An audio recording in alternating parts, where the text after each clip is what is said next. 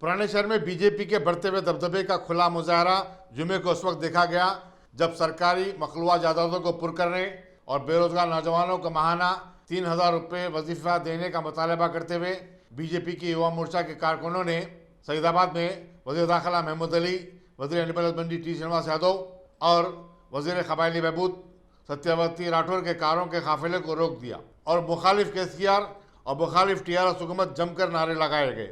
काफिले में शामिल सिक्योरिटी अमले ने फौरी हरकत में आते हुए इन मुजाहिरीन को मुंतशिर कर दिया। कुछ देर बाद मुकामी पुलिस भी वहां पहुंच गई।